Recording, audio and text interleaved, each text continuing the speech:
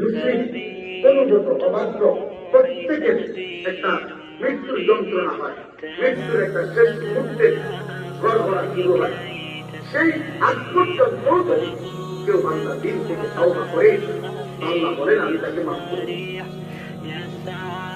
মাফ করি।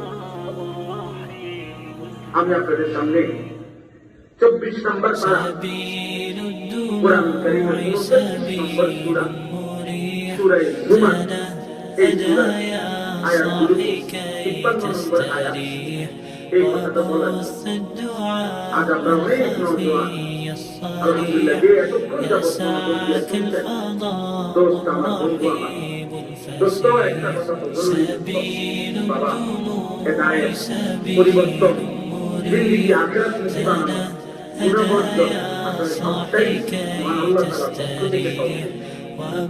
আমাদের ব্যক্তিগত কারো কোনো যোগ্যতা কারো হাতে না হেদায়েত, হেদায়েত কার হাতে? হেদায়েত কোন নবীর হাতেও, হেদায়েত কার হাতে? আল্লাহ, আল্লাহ, আল্লাহ। শুধু বলে যাওয়া, চেষ্টা করে যাওয়া, উৎসাহিত করা, এটাই হলো আমাদের জীবন। হাদিসের মধ্যে আছে বুখারী রিওয়ায়াত, রাসূলুল্লাহ সাল্লাল্লাহু আলাইহি ওয়াসাল্লাম তার চাচা আবু তালিবকে মৃত্যুর মুহূর্তে বলছেন, হযরত সাঈদ ইবনে মুসাইয়্যিব থেকে বর্ণিত, কুল লা ইলাহা ইল্লাল্লাহ ইয়া আম। চাচা বলেন না লা ইলাহা ইল্লাল্লাহ, বলেন চাচা মৃত্যু। তখন বলছে কালিমাতান আশহাদু লাকা বিহা ইনদাল্লাহ। চাচা আপনি জানেন না চাচা, এটা এমন একটা বাক্য শুধু চাচা, এই কালেমা পড়লে আমি মুহাম্মদ ভাতিজা ওয়াদা দিলাম আপনার জন্য আমি আল্লাহর কাছে আখিরাতে সাক্ষ্য দেব।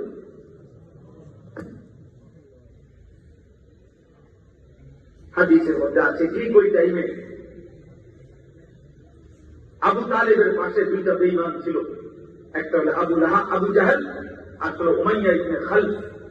এই দুই বেঈমান তখন বারবার উমাইয়া ইবনে খালদ এই বেঈমান বলতেছিল আতারগাবু আন মিল্লাতি আবি আব্দুল মুত্তালিব।